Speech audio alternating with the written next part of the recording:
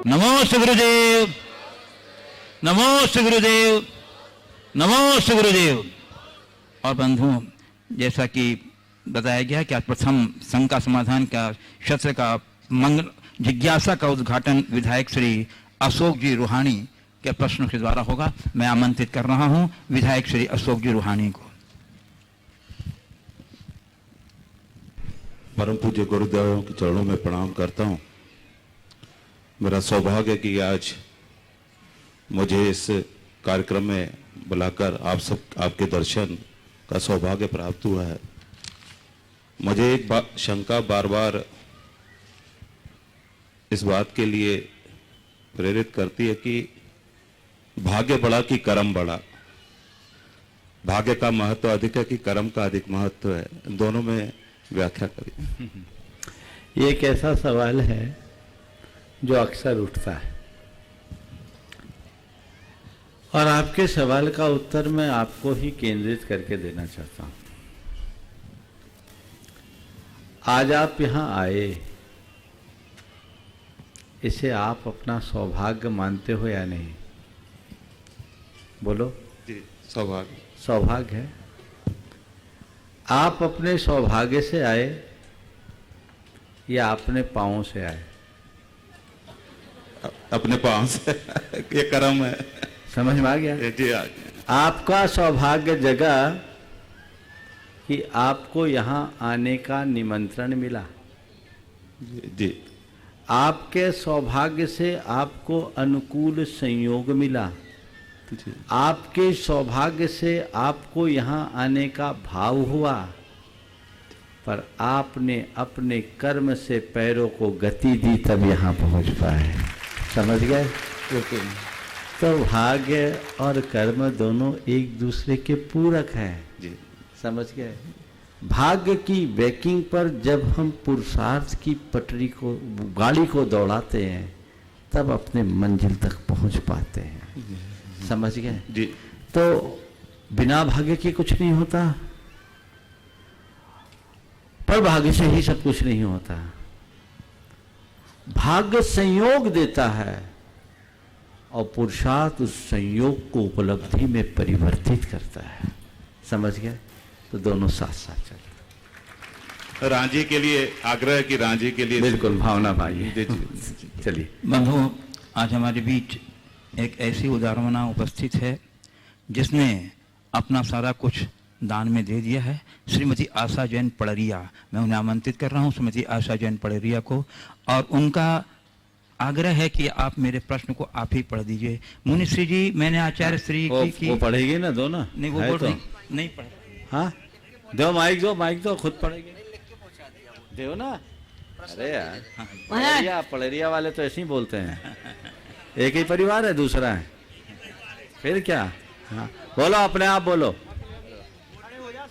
हे भगवान। नमस्ते महाराज। हाँ महाराज जी, क्या चाची ज्यादा बोलती नहीं? उनका प्रश्न है। अब तेरे आगे कोई को मौका ही नहीं मिलता। बोल। पूज्य मुनिश्री के चरणों में नमस्ते। ये बात चाची जी कह रही हैं, उनकी ओर से कह रहा हूँ। मुनिश्री जी, मैंने आचार्य श्री जी की आहारचर्या कराने का पुण्य संचित किया है। इसी समय आत्मविभोर होकर अपनी सारी घर संपत्ति का दान कर दिया, उसमें आभूषण भी हैं।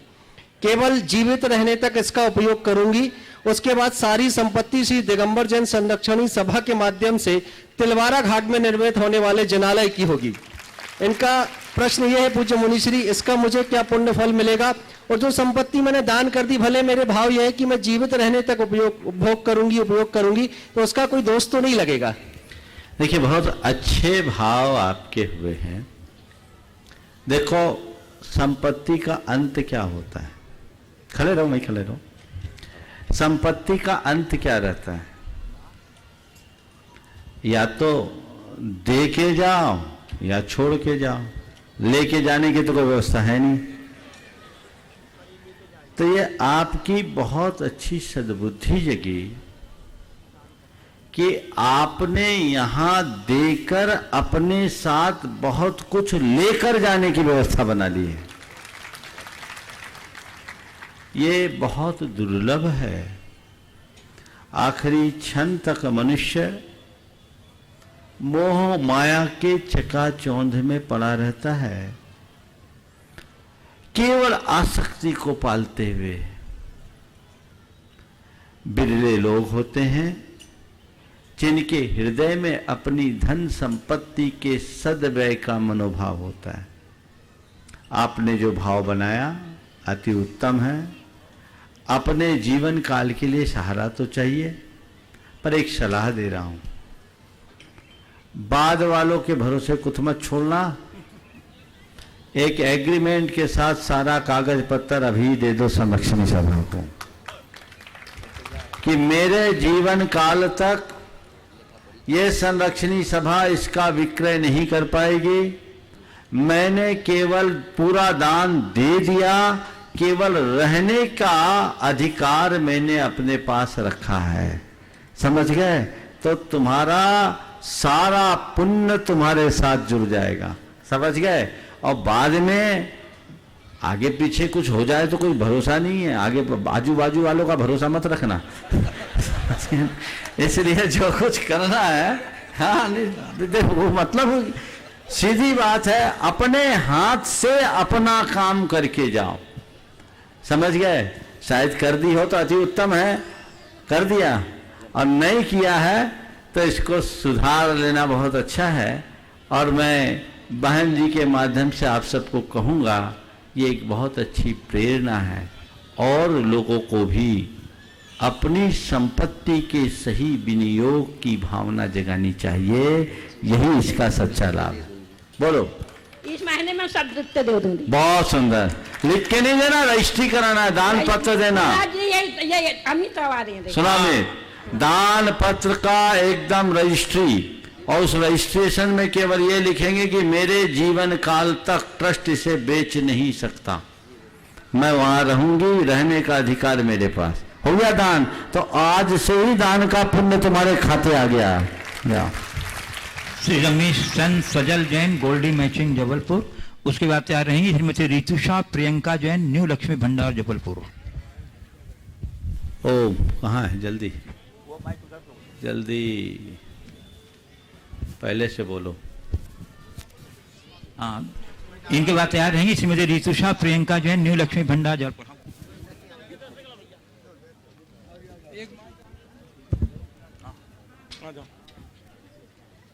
बढ़िया, बहुत अच्छा किया। मेरे पूरे परिवार की तरफ से गुरुदेव को नमोस्तु नमोस्तु नमोस्तु।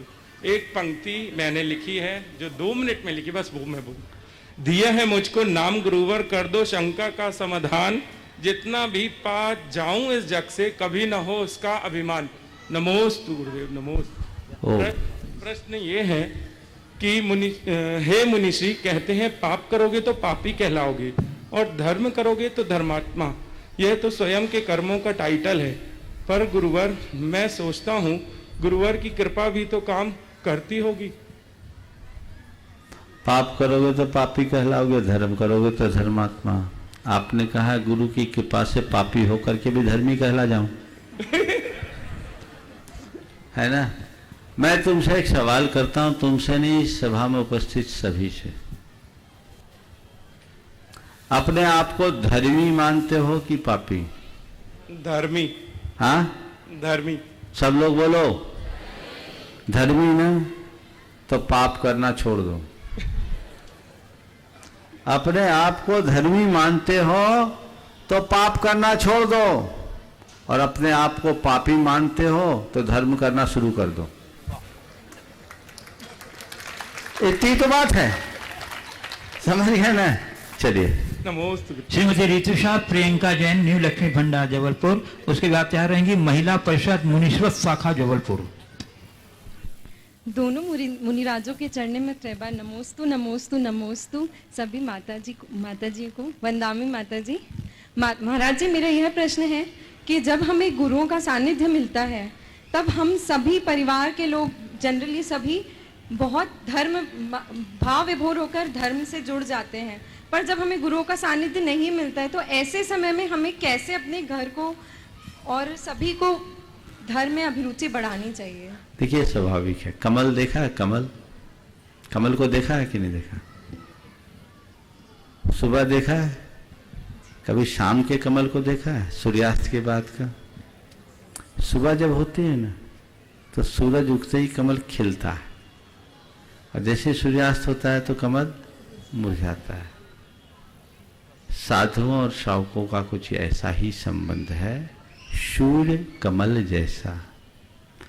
सूरज उगेगा तो कमल खिलेगा ही खिलेगा। आप लोगों का भी हृदय कमल खिला खिला दिख रहा है ना? स्वाभाविक तौर पर वो भाव जगता है, एक उमंग, उल्लास, उत्साह प्रकट होता है। फिर उनके बिहार के बाद, उनसे दूर होने के बाद थोड़ा सा उत्साह कम होता है। आपने बहुत अच्छा सवाल किया है। उसके बाद हम क्या करें?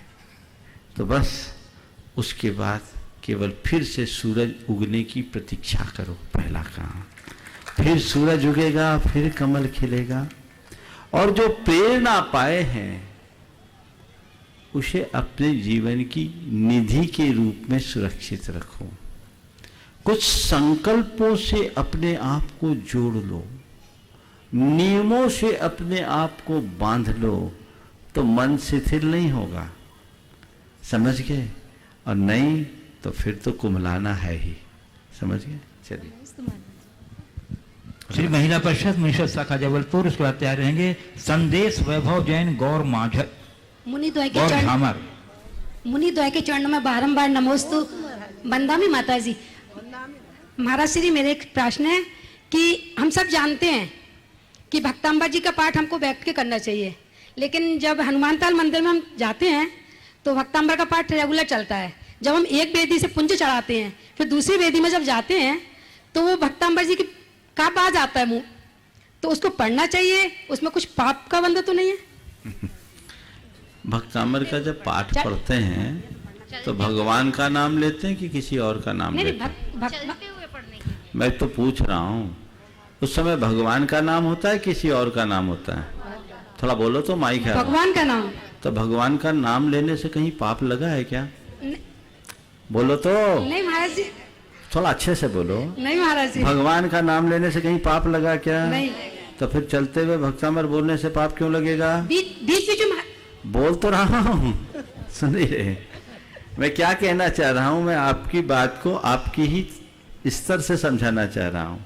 आप चलते चलते भक्तामर पढ़ रहे हैं तो भक्तामर पढ़ रहे हैं, मैं एक वाक्य में आपको समाधान देता हूँ।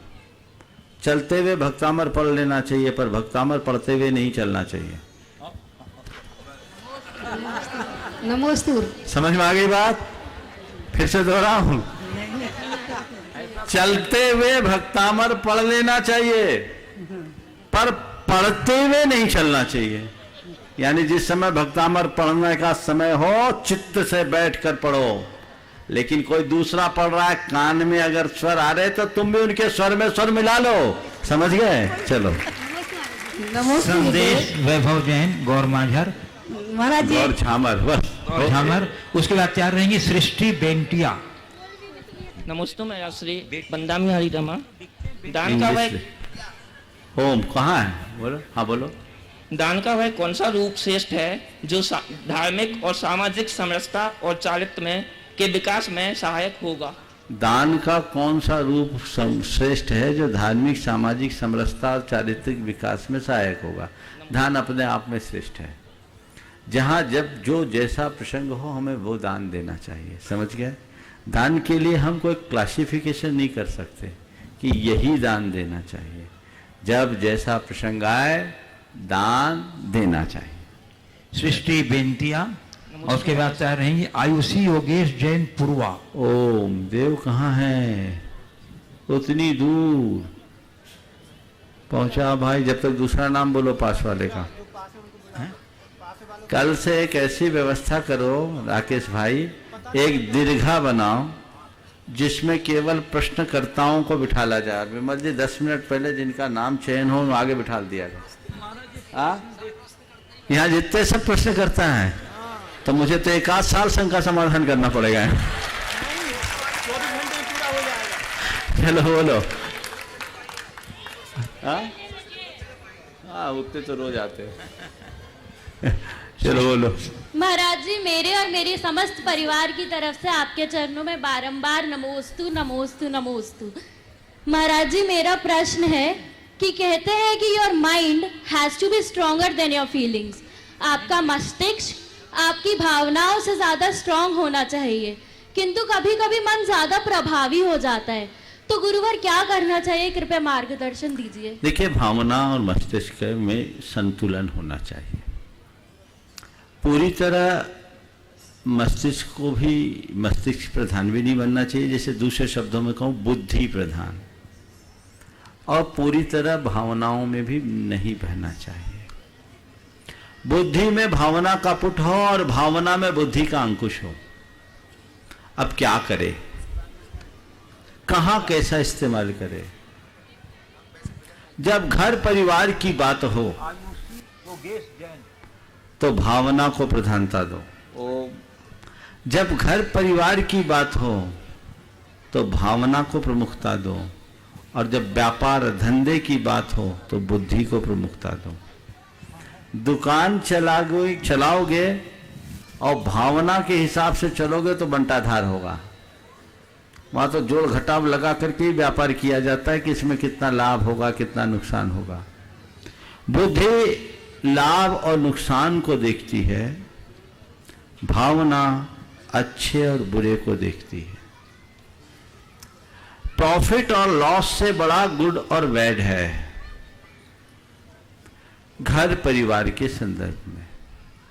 व्यापार हमेशा प्रॉफिट लॉस को देख के किया जाता है, पर परिवार हमेशा गुड और बैड के हिसाब से चलाना चाहिए। समझ गए?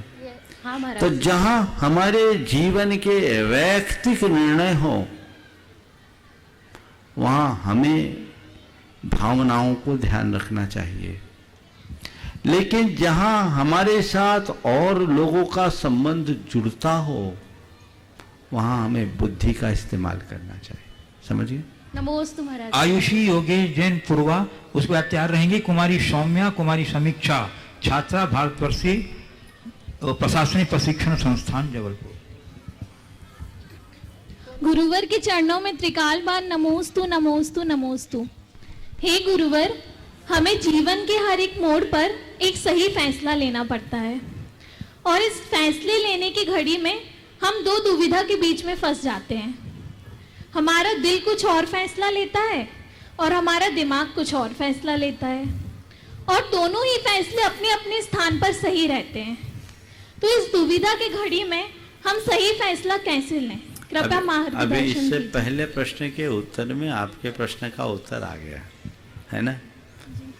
कौन सा फैसला दिल से ले, कौन सा फैसला दिमाग से ले, जो अभी हमने बोला उसी के हिसाब से आप लगा लें। नमोस्तु महाराज जी। कुमारी सौम्या, कुमारी समीक्षा, छात्रा, भारतवर्षीय दिगंबर प्रशिक्षण संस्थान प्रशासनिक।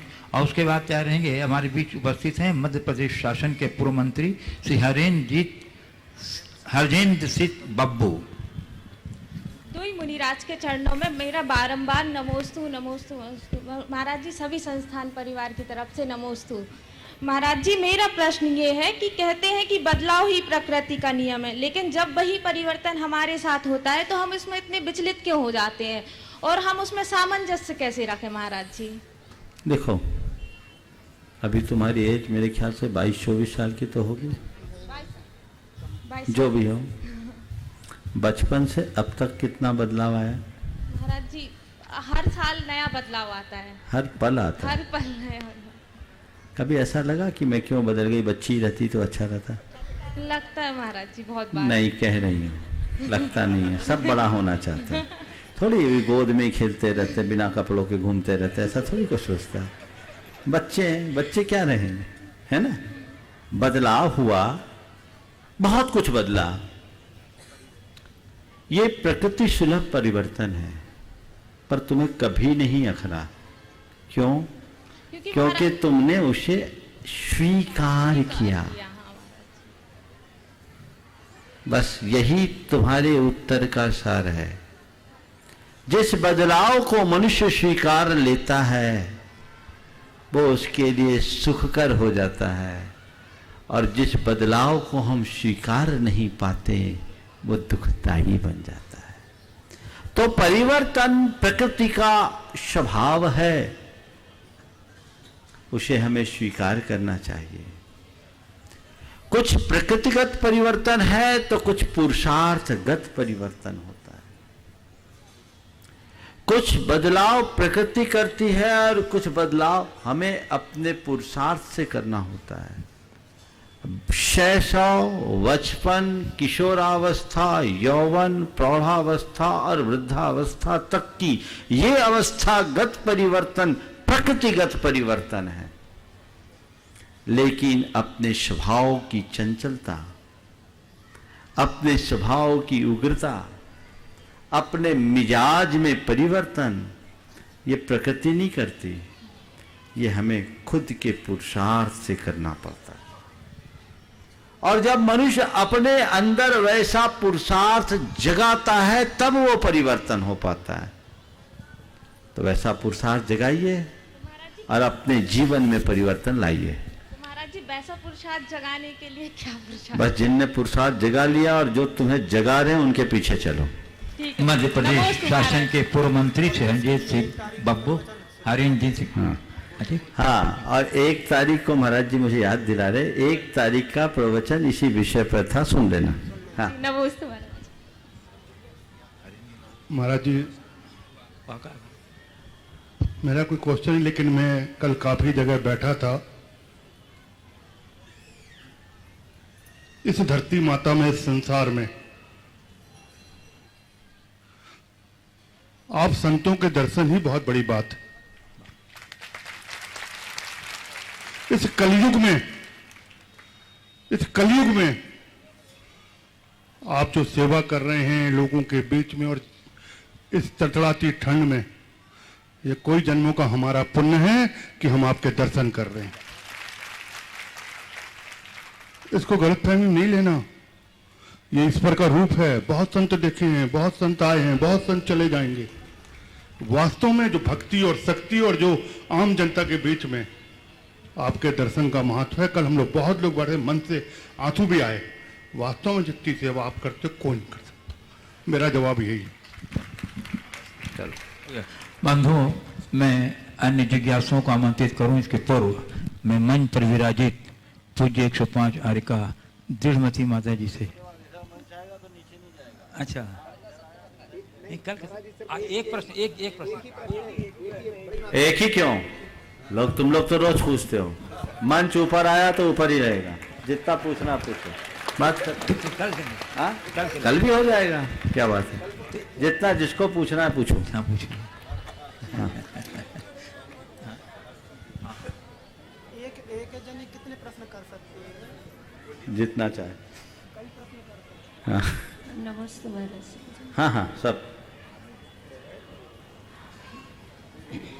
आज के शंकर समाधान के बीच में महाराज श्री जी, आपसे मैं एक ही समाधान चाहती हूँ। एक बार आचार्य श्री जी से यही मढ़िया जी में मैंने कहा था, आचार्य श्री जी, मुझे कभी कभी आपके परोक्ष में आपकी बहुत ज़रूरत होती है, और जिस समय ज़रूरत होती है ऐसी ज़रूरत होती है कि आप हमारे सामने उसी समय उपस्थित होना चाहिए। तो आचार्य श्री जी ने मेरे से जो कहा था मैं बाद में बताऊंगी। मैं महाराज श्री जी से पूछना चाहती हूँ कि आपको कभी भी ऐसी ज़रूरत महसूस होती होगी तो उसकी पूर्ति कैसे करते होंगे? बहुत अच्छा सवाल किया है। देखिए, गुरु की ज़रूरत तो हर साधक को होती है और हर पल होती है। हर पल नहीं, हर श्वास में होती है, और उसकी पूर्ति भी होती है, तत्क्षण होती है, क्योंकि हर साधक के हृदय में गुरु का एहसास होता है। वो एहसास हमें उनके पास पहुंचा देता है।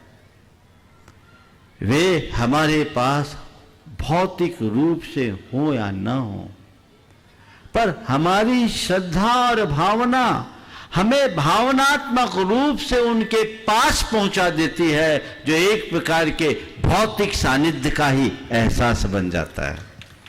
मैं समझता हूं मैंने जो उत्तर दिया ऐसा ही उत्तर इन्होंने भी दिया होगा। आचार्य श्री जी ने जो उत्तर दिया था उसका विस्तार महाराज श्री जी ने कर दिया। उन्होंने इतना पूछा मेरे से कि पूर्ति होती है या नहीं होती।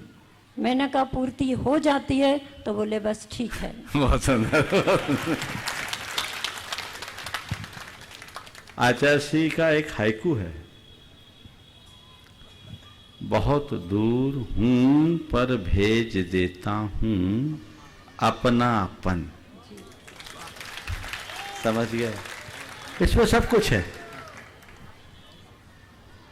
बहुत दूर हूं पर भेज देता हूं अपनापन।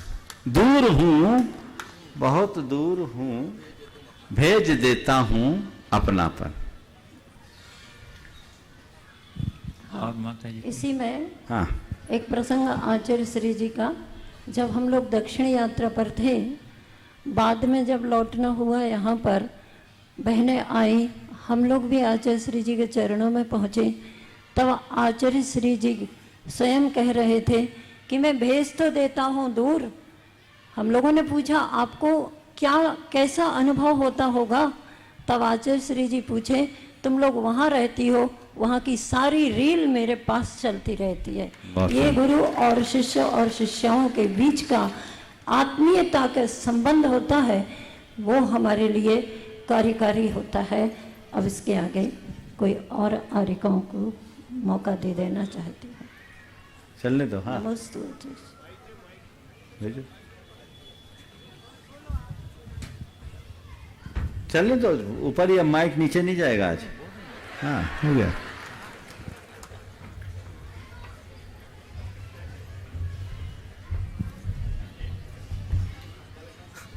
नमोस्तु महाराज जी। महाराज जी, हमारा प्रश्न है, हाँ। श्रीपाल कामदेव थे या नहीं? और ब्रह्मोकार ग्रंथ में आया है कि वो कामदेव थे, और ग्रंथों में आया है कि जीवनधर स्वामी कामदेव थे। 24 वहाँ भी आ रहे, 24 यहाँ भी आ रहे हैं। देखिए, श्रीपाल महान पुरुष थे, इसमें कोई संशय नहीं। कामदेव के संदर्भ में जो आपने बात कही है बिल्कुल सही है। हमारे 24 कामदेवों के नामावली में 2-3 तरह की बातें आती हैं। हाँ। पर हम तो यही मानते हैं कि वो कामदेव थे, और कामदेव कोढ़ी होने के बाद भी वापस कामदेव बन गए। और कदाचित कामदेव हो या न हो, मैना सुंदरी की भक्ति से उन्हें कोढ़ी से कामदेव बना ही लिया, इसमें कोई संशय नहीं। ऐसा मान सकते हैं। हाँ। फिर उनको नहीं मानेंगे? क्यों नहीं मानेंगे? जब लिखा है, जब वो जीवनधर स्वामी 24 के नामावली में बहुत अंतर है, 3-4 का अंतर है, 2-3 परंपराएं। कहिए। एक प्रश्न और है। हाँ, बोलो बोलो। अध्यात्म किसे कहते हैं? बहुत अच्छा सवाल है। देखो, अध्यात्म का मतलब क्या है? अध्यात्म शब्द की गहराई में जाए, आत्मनि अधि अध्यात्मम, आत्मा के निकटता का नाम अध्यात्म है। अध्यात्म का अर्थ लोगों ने प्रायः अंतर्मुखता से जोड़ दिया है, लेकिन मेरी धारणा कुछ अलग है। अंतर्मुखता तो अध्यात्म है, पर कोरे अंतर्मुखता का नाम अध्यात्म नहीं है। अगर मनुष्य अंतस्पर्शी संबंधों के साथ जीता है तो उसका व्यवहार भी अध्यात्म है। हमारे जीवन में अंतरंग समृद्ध होना चाहिए और अंतस्पर्शी जीवन होना चाहिए। यदि व्यक्ति के हृदय में प्रेम, परस्परता, बंधुत्व और आत्मीयता की भावना प्रगाढ़ होती है तो मैं इसे भी अध्यात्म का व्यवहारिक रूप मानता हूं। वो खालिश अध्यात्म जो निर्वृत्ति परक अध्यात्म है, जो हमें अंतर्मुखी बनाकर आत्म केंद्रित करता है, जो हमें जन से विजन में जाने की प्रेरणा देता है, वो तो है ही। पर घर में रहते हुए भी घर में न रहने जैसा, जल से भिन्न कमल की तरह रहने की कला, ये केवल अध्यात्म की शक्ति के परिणाम स्वरूप प्रकट होती है। तो अध्यात्म को हमें व्यापकता से समझना चाहिए।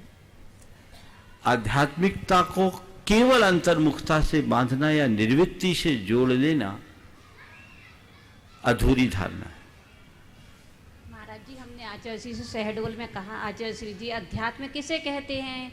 आचार्य श्री कुछ नहीं बोले, आंख बंद कर ली। हमने फिर पूछा, आचार्य श्री अध्यात्म किसे कहते हैं? फिर भी नहीं बोले।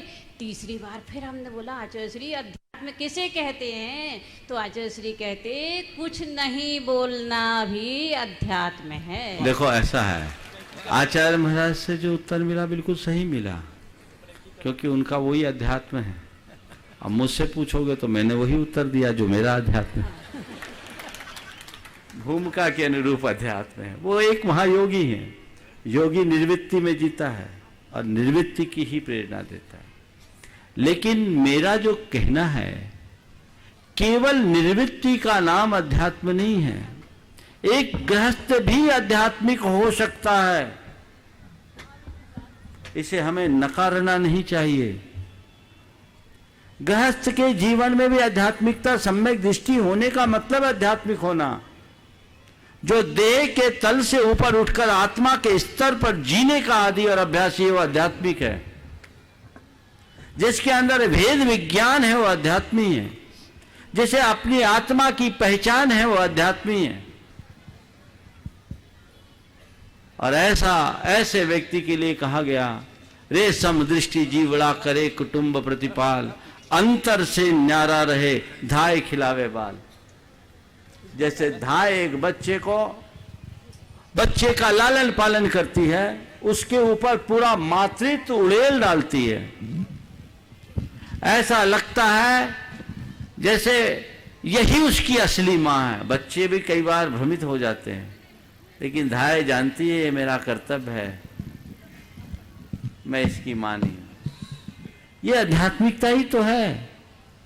इसलिए अध्यात्म को व्यापक संदर्भ में समझना चाहिए।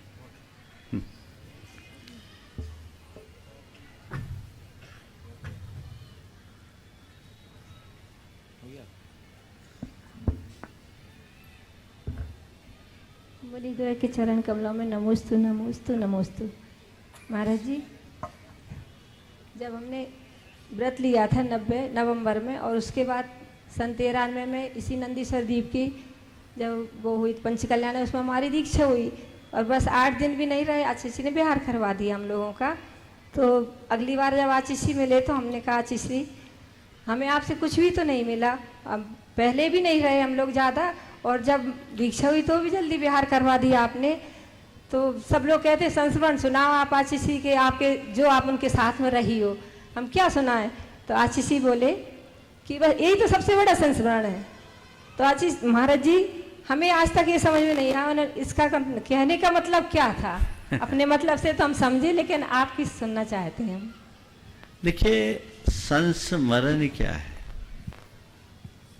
कोई जरूरी नहीं कि किसी महापुरुष के साथ बिताए हुए क्षण को ही हम संस्मरण के रूप में लें। महान आत्माओं की सुनी हुई बातें भी, उनके साथ घटे हुए प्रसंग भी हम सबके लिए एक बहुत बड़ी प्रेरणा बन सकती है। गुरुदेव से जो आपकी वार्ता हुई, आपने उसका अर्थ तो निश्चित निकाला ही होगा।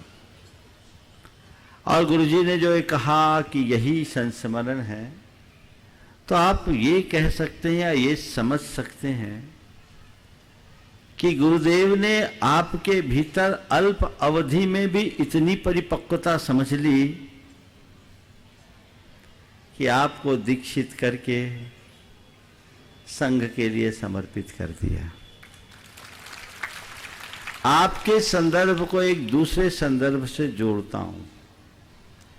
1985 की बात है, नैना गिरजी में संघ था, सर्दियों का समय था। आचार्य श्री ने योग सागर जी, क्षमा सागर जी और गुप्ती सागर जी को सागर के लिए विहार कराया नैनागिर से। उस समय संघ छोटा था, साधुओं का विहार कम होता था। सागर के लोग पहुंच गए, पंडित दरबारी लाल जी कोठिया भी थे, पन्नालाल जी साहित्याचार्य जी भी थे और क्षमा सागर जी के पिता श्री जीवेंद्र कुमार जी सिंघई भी थे और नाथ आपके कक्का जी भी थे, क्या नाम आपके पटना, गुलाब चंद जी, ये लोग। हाँ गुलाब चंद जी, तो वो सब थे। मैं भी वहीं था, उन दिनों में क्षुल्लक अवस्था में था। महाराज जी आपने विहार करा दिया, तो आचार्य श्री ने कहा कब तक उंगली पकड़े रहेंगे? बात तो सही है, बच्चे की ही उंगली पकड़ी जाती है, कब तक उंगली पकड़े रहेंगे? फिर उन्होंने ऐसे कहा, ठोक बजाकर देख लो, पक्का घड़ा है। समझ गए? पूज्य श्री एक और जिज्ञासा है कि जब मुनि महाराज को केवल ज्ञान हो जाता है, मान लो उनको पर्वत से हुआ, तो वो 500 धनुष ऊपर जाते हैं, तो उस पर्वत से ऊपर जाते हैं या फिर नीचे जमीन से 500 धनुष ऊपर जाते हैं? देखिए 500 धनुष की चर्चा नहीं है, 5000 धनुष की चर्चा। 5000 धनुष की। जी। केवल ज्ञान का अतिशय है कि केवल ज्ञानोत्पत्ति के बाद शरीर 5000 धनुष ऊपर होता है, लेकिन ऐसा उल्लेख आगम में कहीं देखने को नहीं मिला कि उनका शरीर सदाकाल 5000 धनुष ऊपर होता है। समझ गए? जी। जादे केवल नाने जिनान सब्बान, ऐसा तिलोपन्नति में उल्लेख आया है। पंच सहस्रा चापा, ऐसी गाथा है। 5000 धनुष। आदि पुराण, हरिवंश पुराण और स्वयंभू स्तोत्र आदि के अवलोकन से और आचार्य पूज्यपाद कृत भक्तियों के अवलोकन से ये प्रतीत होता है, स्पष्ट होता है कि भगवान भूतल पर विहार करते हैं। भूरपि रम्या प्रतिपदमासी जात विकोसा मुझमुदहासा। तो भगवान धरती पर विहार करते हैं, एक हाथ ऊपर, हरिवंश पुराण में आया। बाकी धरती पर 4 अंगुल ऊपर कमल से चलते हैं। मतलब ऊपर जाते होंगे 5000 धनुष। बता ना, सुनो। तो केवल ज्ञान के प्रभाव से चेतना का ऊर्ध्वारोहण होता है और शरीर ऊपर अधर आसमान में जाता है, लेकिन हमेशा वो अधर में नहीं रहते, विहार धरती पर होता है। तो जब वो योग निरोध के लिए जाते हैं तो फिर वो अधर आकाश में ऊपर नहीं रहते, धरती पर ही रहते हैं, ऐसा समझना चाहिए। 4 अंगुल ऊपर। पावा नगरोद्याने विसर्गेन स्थित स मुनि, ये अपने आचार्य पूज्यपाद ने भगवान महावीर के लिए भी लिखा है। तो ये भगवान का धरती पर विहार होता है, धरती से ही निर्वाण होता है, धरती पर ही भगवान का संस्कार होता है और इंद्र द्वारा धरती पर ही वज्र के माध्यम से उनका चिन्ह अंकित किया जाता है, ऐसा सोचना चाहिए। जी नमस्ते महाराज जी।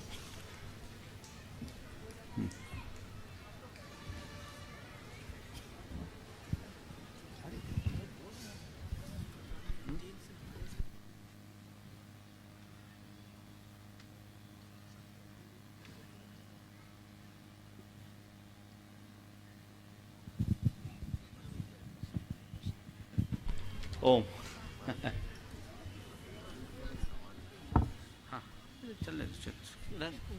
दोनों महाराज जी के चरणों में नमोस्तु। महाराज जी, हमारी शंका है कि आचार्य श्री जी का जन्म तो दक्षिण में हुआ, दीक्षा राजस्थान में हुई, लेकिन प्रसिद्धि उत्तर भारत को क्यों मिली? ऐसा कौन सा पुण्य किया था कि आचार्य श्री विद्यासागर जी महाराज जैसे गुरु हमें मिले? उत्तर भारत को आचार्य श्री मिले और उत्तर भारत का कौन सा पुण्य का योग था ऐसा? देखिए, जन्म दक्षिण में हुआ, दीक्षा पूर्व पश्चिम में हुई, और आपने उत्तर की बात की। मैं थोड़ी असहमति प्रकट कर रहा हूं। दक्षिण से पश्चिम आए, मध्य में चमक रहे हैं।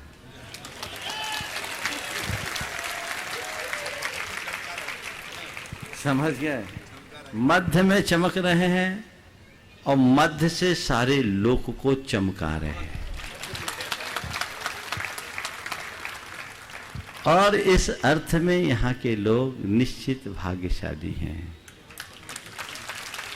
और मध्य में भी जबलपुर तो पूरा भारत का मध्य है, और जबलपुर वालों पर तो उनकी कृपा की बरसात कुछ विशेष ही हुई है ना? पर ये तुम लोगों को खुश करने के लिए नहीं बोल रहा हूँ, बहुत जम के तालियां ठोक रहे हो। तुम्हारी खुशामद के लिए नहीं, तुम्हें सचेत करने के लिए बोल रहा हूं कि जितनी बड़ी कृपा तुम पर बरसी है, तुम्हारे हृदय में उतनी ही कृतज्ञता का भाव होना चाहिए,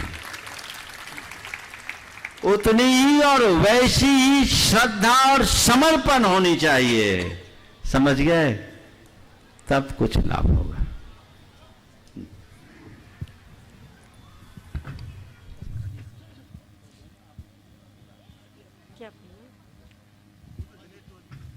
अरे पहले उसे पूछ रहे हैं भाई, पहले महाराज बोले, पहले उधर खत्म हो तो जरा।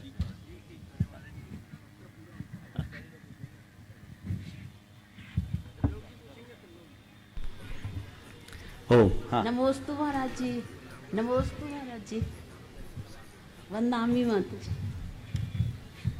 महाराज जी, हमारी शंका है कि तत्वार्थ राज वार्तिक में आया है कि सौधर्म ईशान स्वर के विमान 6 वर्ण के होते हैं, मतलब कृष्ण नील कापोत और पीत पद्म शुक्ल, और उसके बाद सानत कुमार महेंद्र स्वर के विमान 4 वर्ण के, 5 वर्ण के कृष्ण को छोड़ के, और उसके ऊपर कृष्ण और नील को छोड़ के 4 वर्ण के, और फिर उसके ऊपर नवग्रवेक आदि के विमान शुक्ल वर्ण के और सर्वार सिद्धि के परम शुक्ल वर्ण के विमान होते हैं।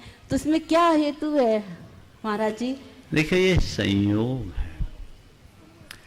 ऊपर ऊपर डार्कनेस कम होता है, जितना डार्कनेस कम होता उतनी ब्राइटनेस बढ़ती है। वे सारे विमान रत्नमय हैं, तो इससे ये अर्थ समझना चाहिए कि प्राणी जैसे जैसे उच्चतम अवस्था को प्राप्त करता है, उसके अंतर की कलुषताएं कम होती है। स्वर्ग के देवों के भी भाव एक से नहीं रहते। शास्त्रीय हिसाब से हम बात करें तो पीत लेशा से लेकर शुक्ल लेशा तक होते हैं। तो जिस व्यक्ति की जैसी भावधारा होती है, वो अपने आसपास का परिवेश भी वैसा ही रखता है। कुछ लोग हैं जिनको बहुत डार्क कलर पसंद होते हैं, कुछ लोग हैं जिनको बड़ी लाइट कलर अच्छे लगते हैं। जिस व्यक्ति की जैसी मनोवृत्ति होती है, वो उसी तरह के रंग आदि का प्रयोग करना चाहता है।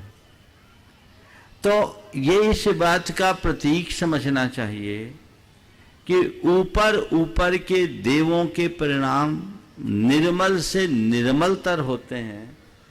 इसी वजह से उनके विमानों के वर्ण भी उस तरह के हो सकते हैं, ऐसा कह सकते हैं। ठीक, नमोस्तु महाराज जी।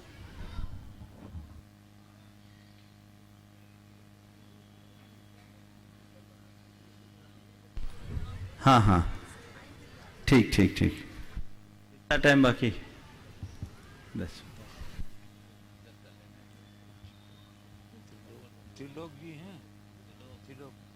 नमोस्तु महाराज श्री जी। बोलिए। हम लोग आचार्य भगवान से कई सालों के अंतराल में मिल पाते हैं। इस अंतराल में हमारा मन ना जाने कितनी बातें आचार्य श्री से कर लेता है, यह सोच करके कि जब हम आचार्य से मिलेंगे ऐसा कहेंगे वैसा कहेंगे, ये पूछेंगे और वो पूछेंगे, बहुत सारी ऐसी बातें। लेकिन जब वहाँ जाते हैं तो प्रायश्चित और नियमों के अलावा समय ही नहीं मिल पाता। इससे मन असंतुष्ट हो जाता है और दुखी हो जाते हैं।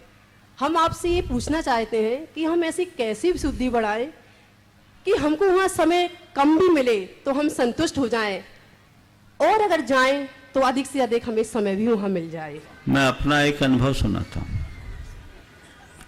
मैंने अपनी मुनि दीक्षा के दिन ही गुरुदेव से आशीर्वाद लिया सतखंडागम के 6 खंड के अध्ययन का, और मैंने सतखंडागम के 6 खंड, धवला की 16 पुस्तक और महाबंध इनका स्वाध्याय किया। अकेले ही किया क्योंकि 89 से हमारा चातुर्मास बाहर हुआ। सतना चातुर्मास में हमारे 6 खंड पूर्ण हो गए 1991 में। जब मैं स्वाध्याय करता था तो बहुत जगह बात अटक जाती थी, तो मैं उन्हें नोट कर लेता था कि इसका उत्तर जब भी गुरुदेव के पास पहुंचेंगे उनसे पूछेंगे, नोट कर लेता। 1992 में सतना चातुर्मास के बाद यहीं मड़िया जी में गुरुदेव का समागम मिला। एक दिन मैंने गुरुदेव से समय मांगा, गुरुदेव आज मुझे अपनी कुछ शंकाओं का समाधान चाहिए, वो आप ही कर सकते हैं। उन्होंने मुझे सामायिक के बाद का 1:30 बजे का टाइम दे दिया। मैंने कहा आप गुरु जी के पास जाना है, एक बार क्वेश्चंस को रिवाइज कर लो। मेरे पास करीब 50 प्रश्न थे जिनका उत्तर मुझे चाहिए था। जब उनका अवलोकन करने के लिए गया, आप सुनकर ताज्जुब करोगे, 15 बचे, बाकी 35 के उत्तर तो उनके नाम से आ गए। उनके पास जाना है, खोला हूं जो मेरे मन की गुत्थी थी। और आप समझ सकते कि मैंने जो नोट किया वो ऐसा नहीं जहां मेरी गाड़ी रुकी वहीं नोट किया, पर 15 प्रश्न बचे। और 15 प्रश्न लेकर के जब मैं गुरु जी के पास गया तो उनके पास बैठते ही उनने एक वाक्य बोला और मेरे 4-5 प्रश्न ऐसे चले गए। 5 प्रसंग ऐसे थे जो तालपत्रीगत त्रुटि के परिणाम स्वरूप हुए थे, लिपि भेद के कारण वो थे। और 4-5 प्रश्न का उत्तर गुरुदेव ने चुटकियों में दे दिया। तो मैं अपने अनुभव से ये कहता हूं, गुरु से कह करके जो समाधान मिलता है उससे बड़ा समाधान गुरु को देख करके भी मिल सकता है। महाराज श्री जी, ऐसा तो कई बार हमारे साथ भी होता है। हाँ, लेकिन अपने लिए ये भी तो लगता है कि इतने महान गुरुवर है, हमें उनसे कुछ बात। मैं वहीं आ रहा हूं।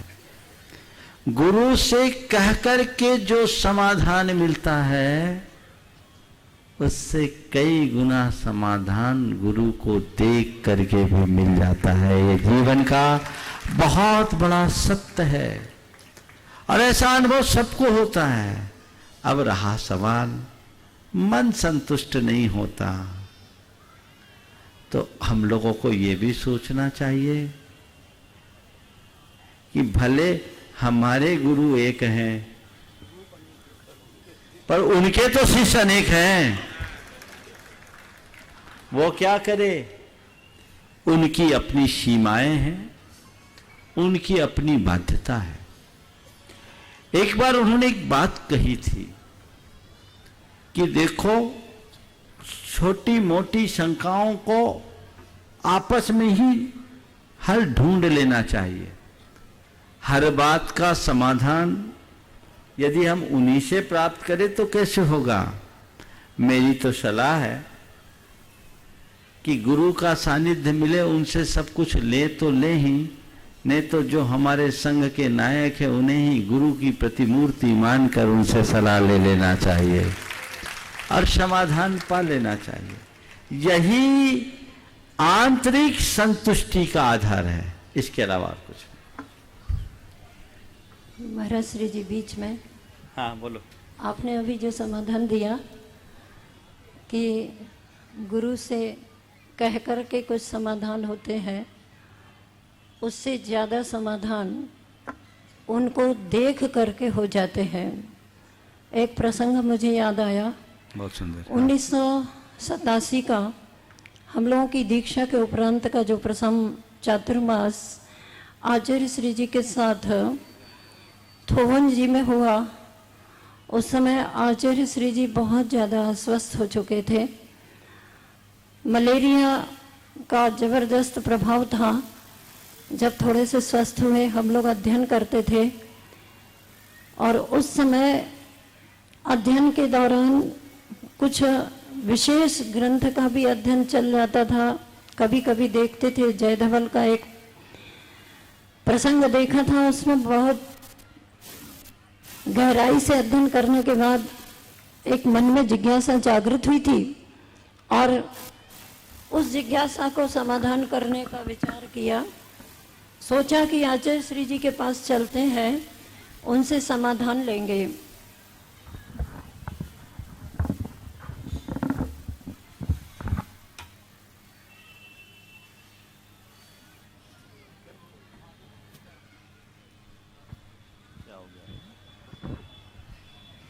जैसे ही आचार्य श्री जी के पास हम ग्रंथ लेकर के पहुंचते हैं, ग्रंथ लेकर के इसलिए कि क्या पता आचार्य श्री जी पूछें कहाँ का प्रसंग है, कैसा है, इसलिए ग्रंथ लेकर के गए और अंदर उनके चरण सानिध्य में पहुँचे, नमोस्तु किया, आचार्य श्री जी से कहा, आचार्य श्री जी एक जिज्ञासा है, उसका समाधान चाहते हैं आपसे। तो बोले बोलो क्या है।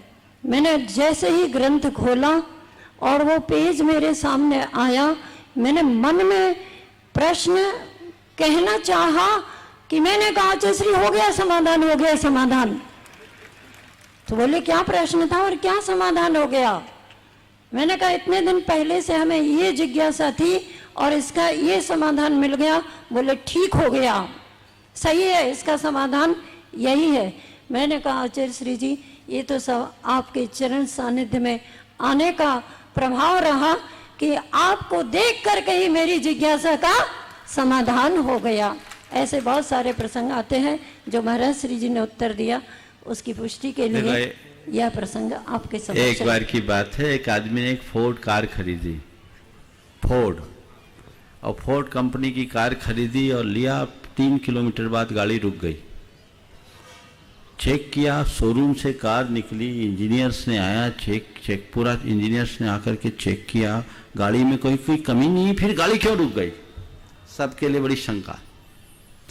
तो जब सब जांच पड़ताल किया तो देखा कि टंकी में फ्यूल ही नहीं था, टंकी में एक बूंद भी फ्यूल नहीं। तब और एक शंका कि बिना फ्यूल के 3 किलोमीटर कैसे चल गई, बिना फ्यूल के गाड़ी 3 किलोमीटर कैसे चल गई। बोला इतना तो नाम से चल गए थे, समझ गए ना। तो अब नाम से भी बहुत काम हो जाता है। इस प्रकार आज के सत्र को परम पूज्य गुरुदेव के चरणों में नमन अर्पित करते हुए यहीं पर विराम। बोलिए परम पूज्य आचार्य गुरुवर श्री विद्यासागर जी महाराज की।